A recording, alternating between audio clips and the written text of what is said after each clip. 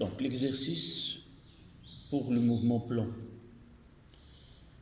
La piste de course est constituée d'une partie rectiligne horizontale, d'une partie rectiligne inclinée d'un angle alpha par rapport au plan horizontal et d'une zone de chute comportant un obstacle E. C'est l'obstacle E de hauteur H, de hauteur L, situé à la distance D de l'axe vertical passant par le point D. Voici la figure. Dans cet exercice, tous les frottements sont négligeables. On donne l'angle alpha, la distance D, la hauteur de l'obstacle et la masse de sportif. Premièrement, mouvement de système S sur la partie horizontale. Le système S démarre d'une position où son centre d'inertie G coïncide avec le point A. G passe par le point B avec la vitesse V0 qui est égale V0 I. Donc, il passe par le point B avec V0 égale à V0I. À l'instant t est égal à 0, au cours de son mouvement, le système S est soumis à une force motrice horizontale constante F ayant le même sens du mouvement. La trajectoire de G est rectiligne. Pour étudier le mouvement de G entre B et C, on choisit le repère BI lié à la Terre, considéré comme galiléen. À t est égal à 0, xg est égal à xb est égal à 0. Donc le mouvement rectiligne du centre de gravité du système est décrit la droite BC et l'origine de l'espace et l'origine de temps coïncident avec le point B. Premièrement, en appliquant la deuxième loi de Newton, montrer que l'expression de l'accélération G s'écrit AG est égal à F sur M.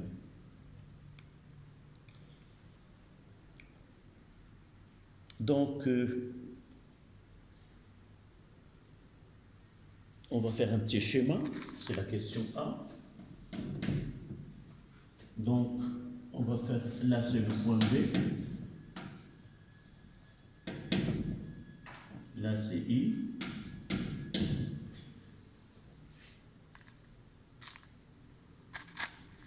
donc nous avons le point P,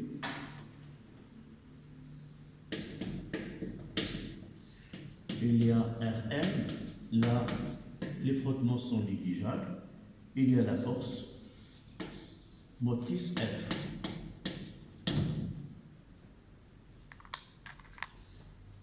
Là c'est l'axe des X et là c'est l'axe des Y. Donc on va montrer que l'accélération a pour expression F sur M. Donc là c'est G, on représente les forces exercées, donc R est égal à Rm, puisque F est égal au vecteur nul. Donc deuxième loi de Newton, somme des forces extérieures est égale à M à G. Ça veut dire que Rn plus P plus F est égal à M à G. Par projection,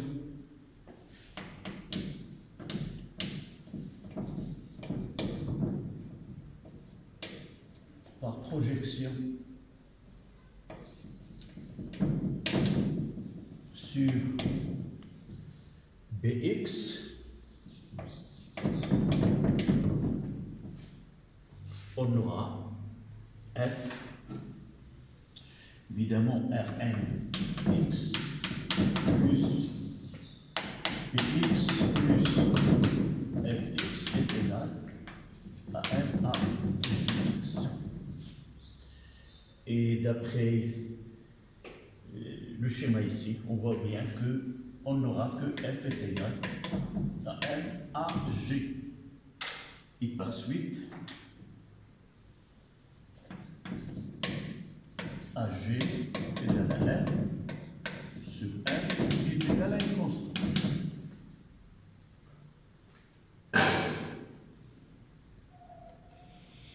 Donc l'accélération est constante et le mouvement est rectiligne, uniformément varié, on peut dire même accéléré.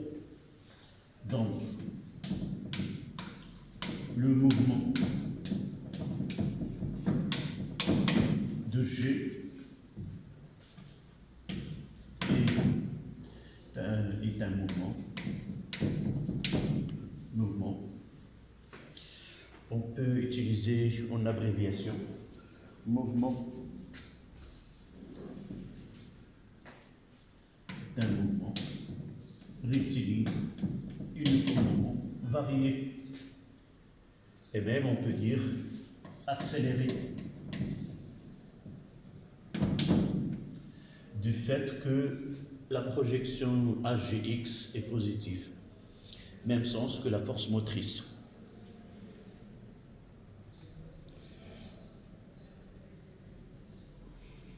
La deuxième question, 1-2. L'expression de la vitesse instantanée de G s'écrit, là, deuxièmement, ne donne que V de G est égal à AGT plus V0. Petit a, il nous donne des courbes, je vais essayer de les représenter sans ceci de l'échelle. Il nous donne une courbe, là c'est V mètres seconde moins 1 et là c'est T. Là c'est 8 et là c'est presque 10. Deuxième courbe, là c'est la courbe 1, la courbe 2, là c'est V et là c'est T. Une autre courbe,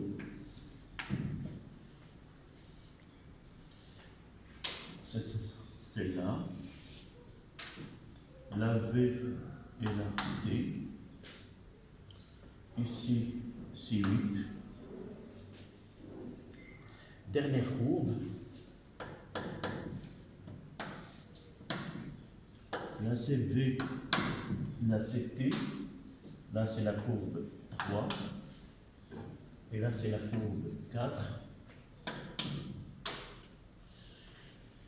Là, elle commence. Là, c'est 8.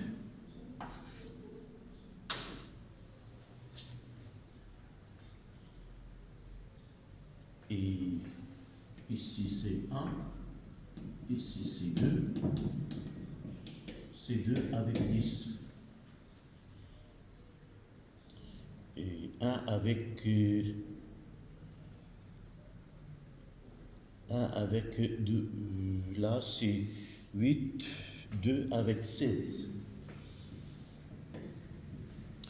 2 carreaux c'est 8, 4 donc c'est 16 et là c'est 2 secondes. Voilà. La question, choisir en justifiant votre réponse la courbe qui correspond. Choisir en justifiant votre réponse la courbe qui représente la vitesse instantanée V de G parmi les 4 courbes représentées sur la figure 2. Sur ces 4 courbes-là. D'abord, le mouvement il est rectiligne uniformément varié. Ça veut dire que l'accélération est constante. Et par la suite, la fonction vitesse f de t, v est égal à f de t, est une droite affine. Si nous avons, là c'est une fonction affine, avec une vitesse initiale v0, c'est celle que nous avons parlé au point B. Donc parmi les courbes, là c'est une droite mais affine, mais elle est décroissante. Le coefficient directeur est négatif, donc ça veut dire que le mouvement il est non pas accéléré mais décéléré. Là, c'est pas une droite, et là c'est une droite mais avec vitesse initiale nulle, mais dans notre cas, la vitesse initiale elle est non nulle. Donc la courbe 3, la courbe 4, puisque le mouvement rectiligne uniformément accéléré, v de t est égal, est une droite, est une fonction affine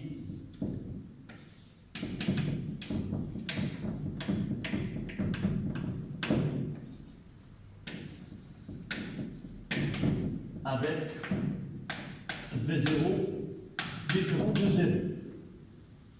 Accéléré avec v0 différent de 0, ça veut dire la courbe 4 est celle qui correspond à notre cas, à notre étude.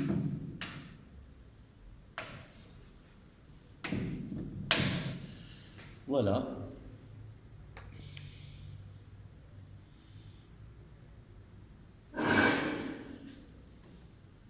Nous avons dit qu'il est accéléré, c'est-à-dire l'accélération il est positive. Donc, la courbe, celle-là, est celle qui correspond à la fonction v de t. La question suivante.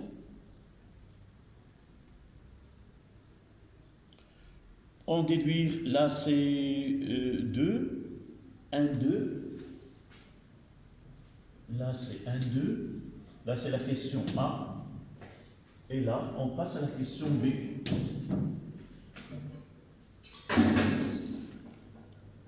La question A, c'est le choix de la courbe. La question B, en déduire les valeurs de la vitesse initiale V0 et l'accélération hg de g. Donc, une fois que nous avons identifié la courbe qui correspond au mouvement étudié, donc là, c'est la vitesse initiale, c'est l'ordonnée à l'origine. Donc, lorsque t est égal à 0, V0 est égal à V0, c'est 8. Donc, Vg de 0 est égal à Hg fois 0 plus V0. À partir donc de la courbe, on en déduit que V0 est égal à 8 mètres secondes.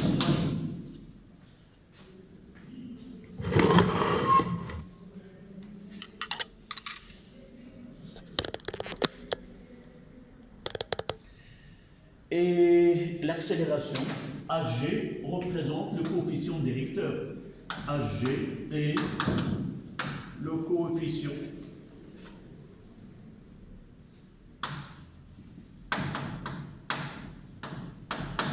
ou la pente, le coefficient directeur de la droite. Donc on aura Hg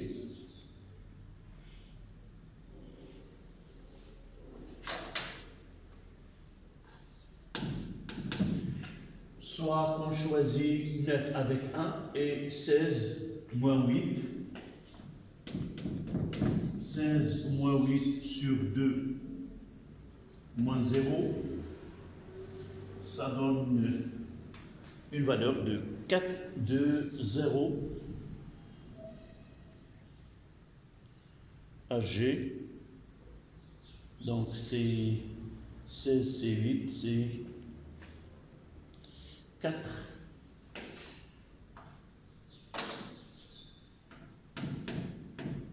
Mètres secondes moins 2.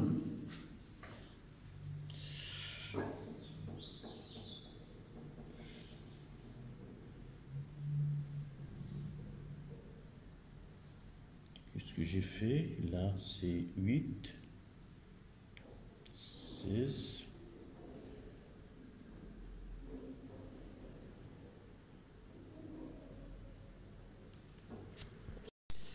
Donc la question 1.3, c'est on demande l'intensité de la force motrice. D'après cette expression-là, nous avons F est égal à MAG.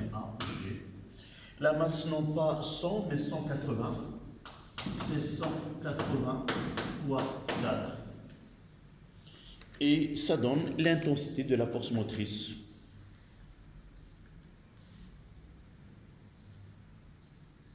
C'est 760 newtons. Donc cette force motrice F égale à 760 newtons.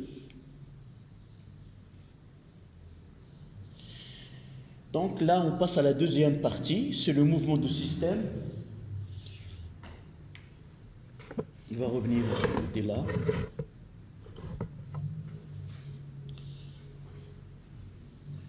Donc la première partie,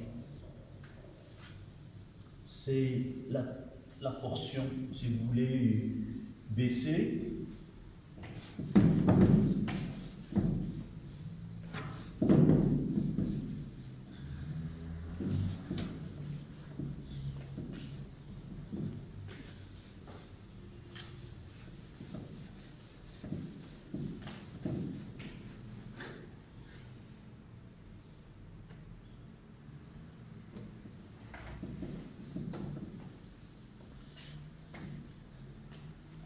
Voilà. Donc la deuxième partie,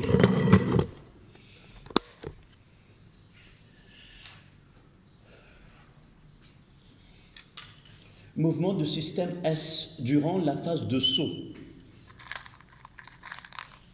Donc deuxième partie, phase de saut.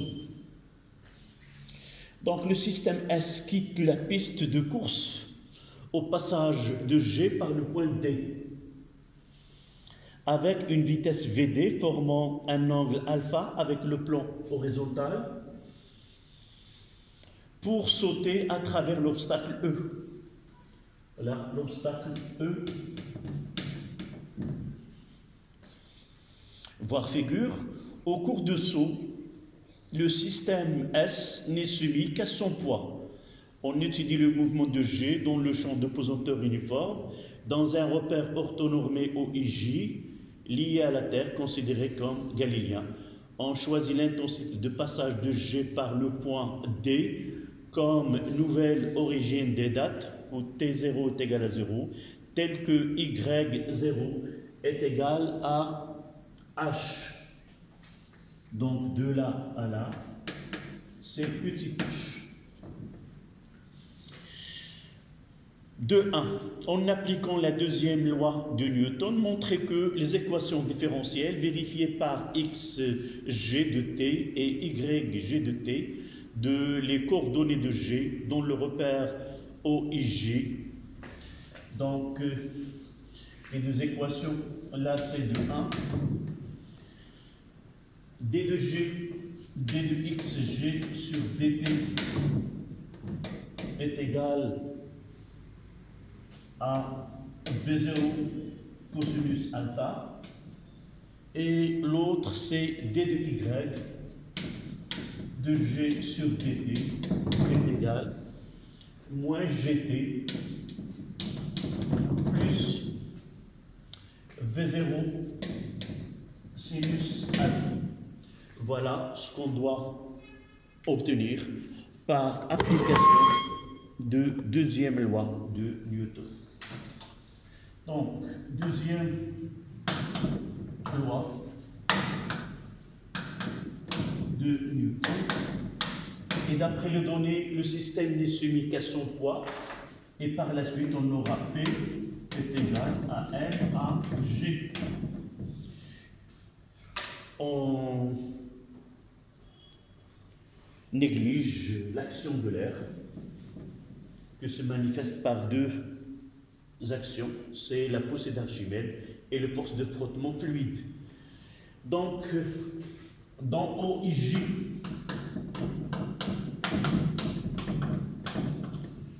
sur l'axe des X, on aura Px est égal à M à Jx.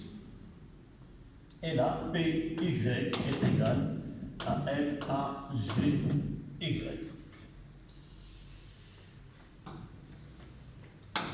Ce qui donne la projection de P.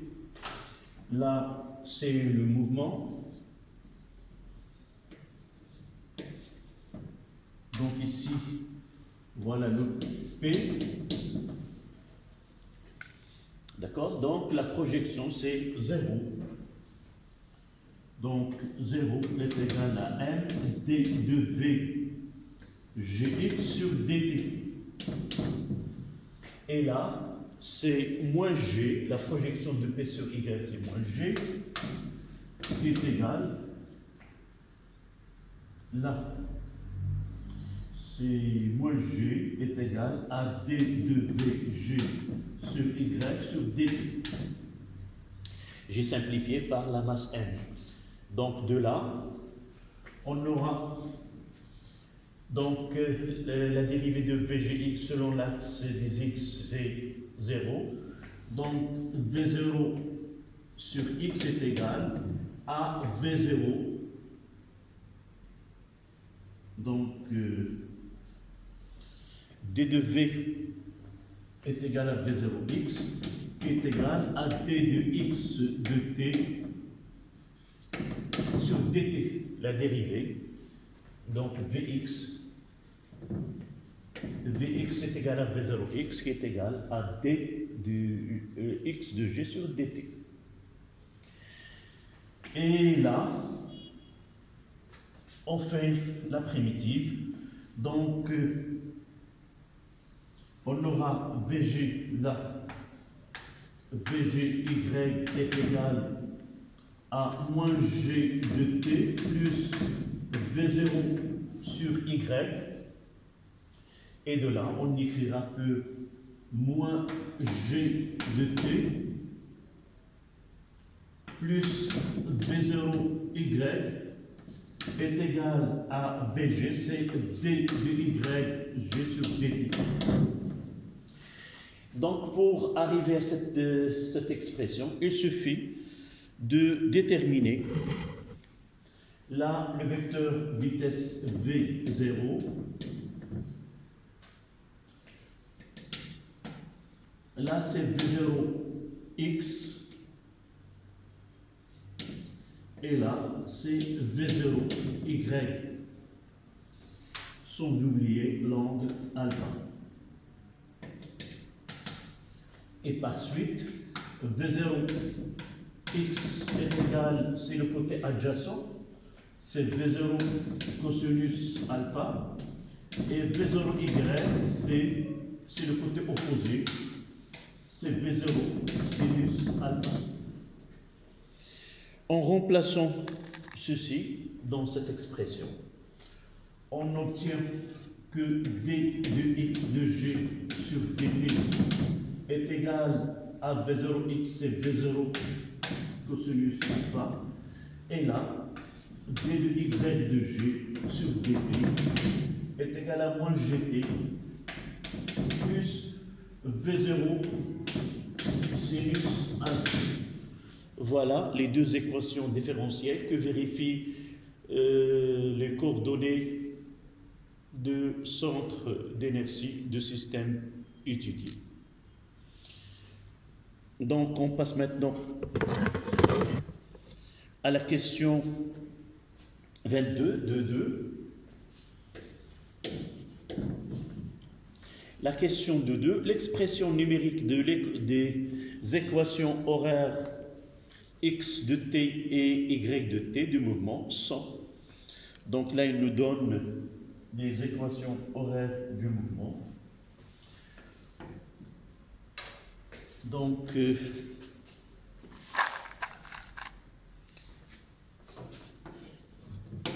xj de t est égal, c'est 22,5 t, l'unité est le mètre, et y g de t est égal moins 5t carré plus 11t plus 5 aussi, l'unité c'est le mètre. La question, déterminer les valeurs de la hauteur h et de la vitesse v0.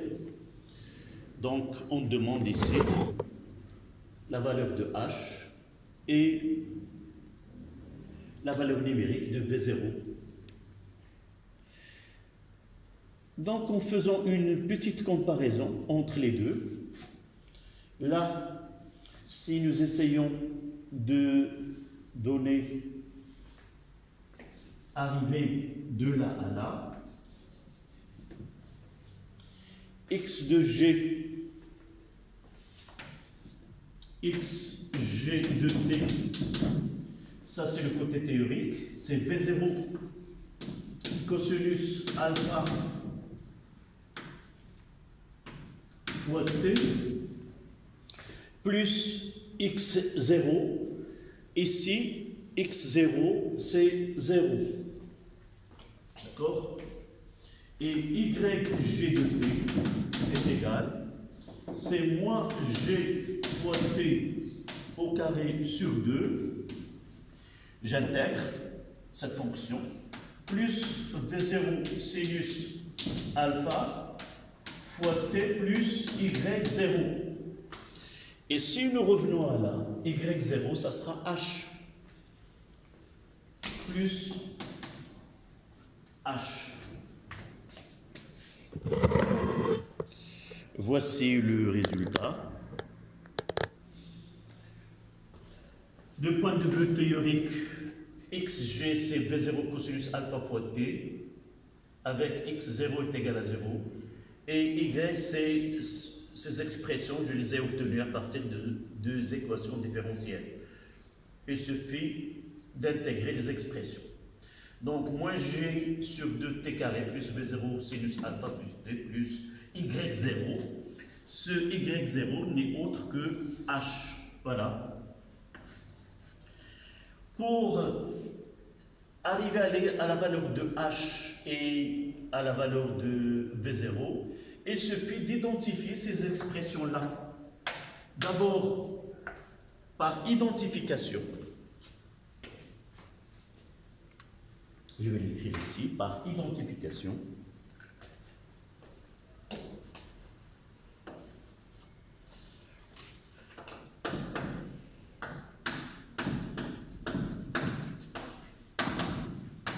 Par identification des expressions.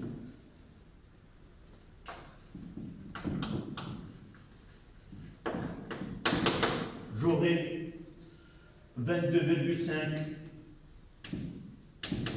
est égal à V0 cosinus alpha et H est égal à 5.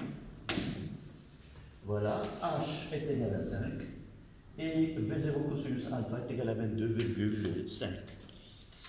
C'est facile maintenant d'arriver à V0 est égal à 22,5 divisé par cosinus de alpha. Alpha c'est 26. V0 c'est 22,5 divisé par cosinus de 26. Par calcul, 22,5 3,5 divisé par cosinus de 26, ça donne 25.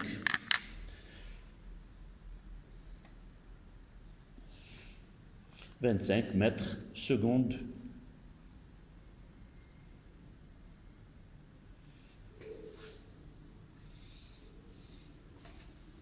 De 0. 25 mètres secondes moins 1. Voilà.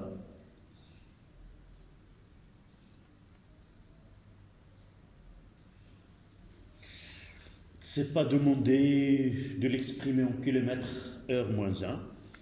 Si on demande, il suffit,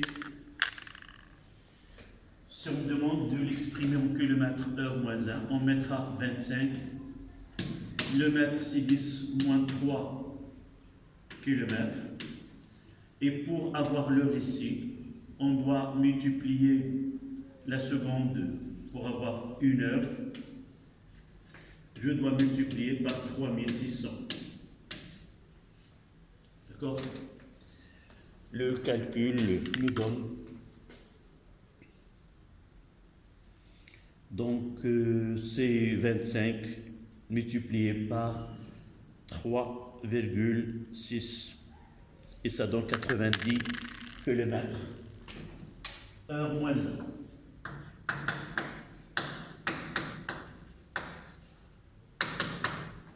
Voilà. Cette question qui est le calcul de H, maintenant de 3, la dernière question. Le saut est réussi si la condition suivante est vérifiée.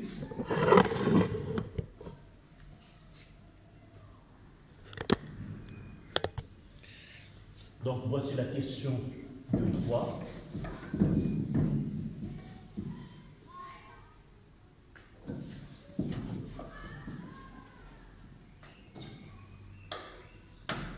De 3. Si YG est supérieur à L plus 0,6, évidemment en mètres. Si YG dépasse L plus 0,6, alors on demande, alors le saut est réussi. Donc, la question, est-ce que le saut de ce motard est réussi? Justifiez votre réponse.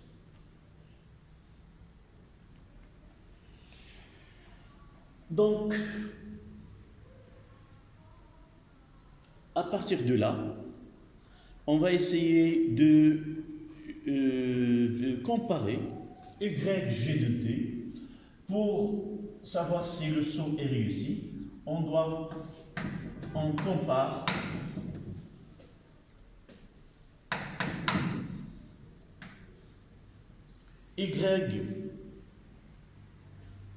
on compare YG de T lorsque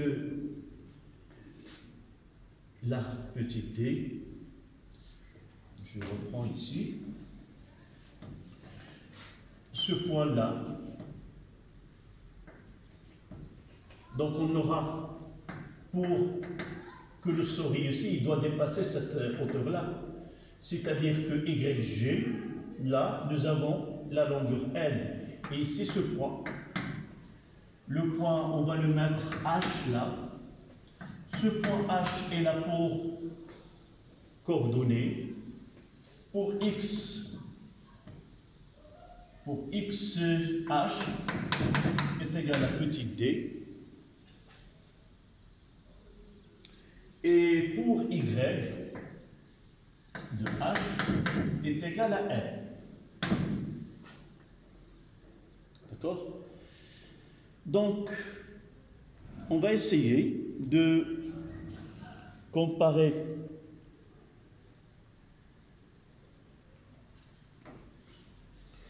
donc le temps d'atteindre le sommet. La première des choses, on va essayer de voir YG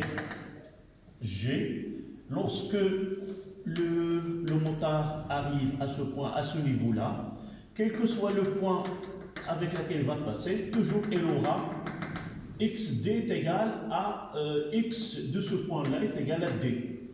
Donc, calculons le temps de passage à la verticale qui passe par la droite. X est égal à D. Donc, XG est égal, nous l'avons déjà ici, c'est 22,5 fois T. Lorsque nous utilisons D, D est égal à 22,5 fois TH, le temps de passage par là. Donc ce TH-là est égal à D divisé par 22,5. Donc D c'est combien? C'est 20. 20 divisé par 22,5. Ça donne 0,0889. On prendra que TH est égal à 0,889 secondes.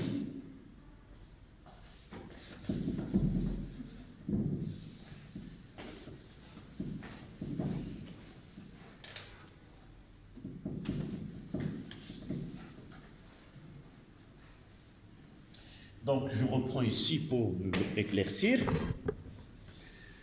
Nous voulons que le motard passe par ce point-là.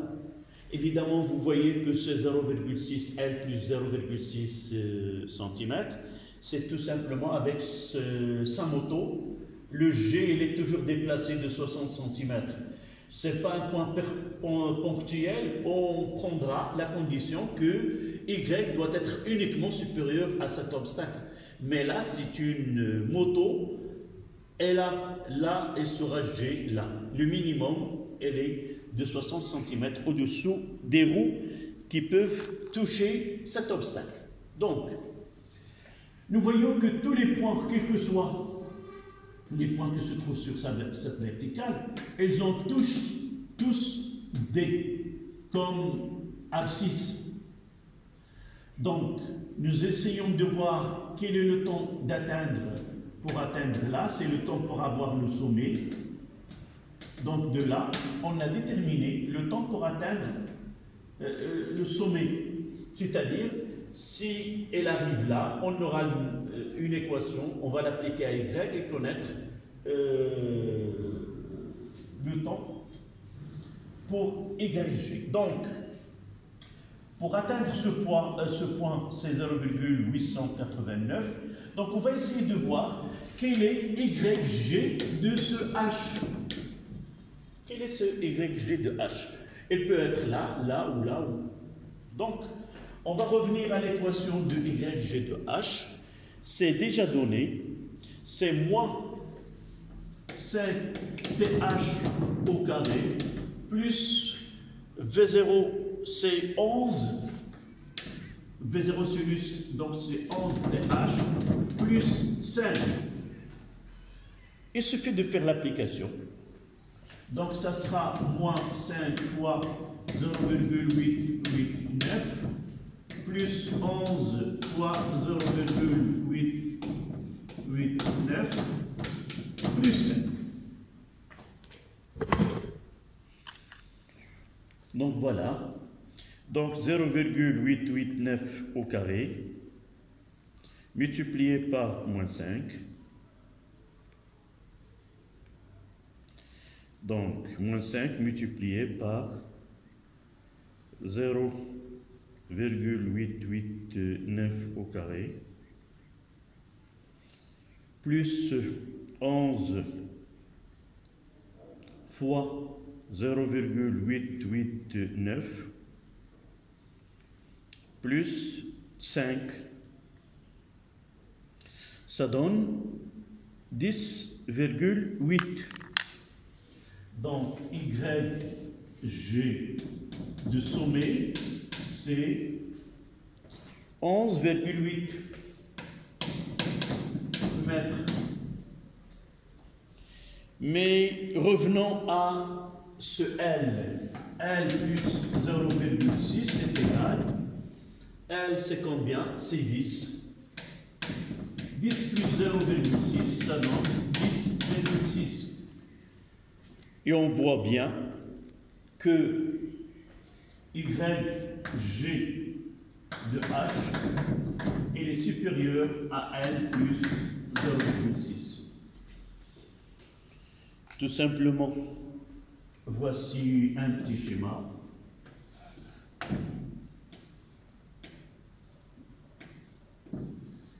Là, c'est l'obstacle E. Là, c'est 10. Et pour H, c'est 5. Là, c'est 10. Là, le point de départ, là, c'est H. Il y a 5 mètres. Donc, de là, il part avec une vitesse V.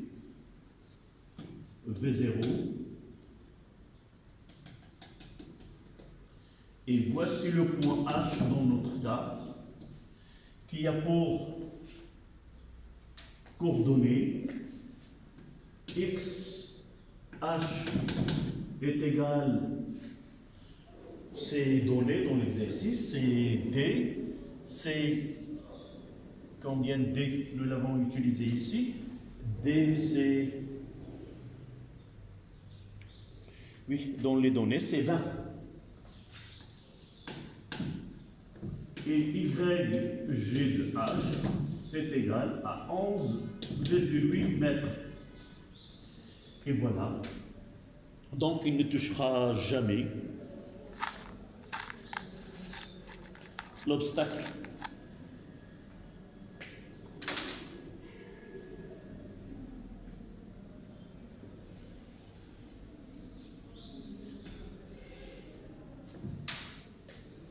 Voilà, c'était le dernier exercice, la dernière question de cet exercice. Voilà V0. Et là, c'est alpha. Il y en a 26 degrés. Là, c'était 20.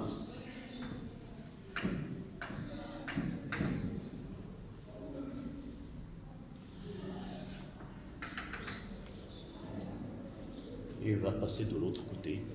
Donc, le saut est réussi. Saut et réussi. Voilà l'exercice. Petite remarque, c'est un exercice qui a été l'objet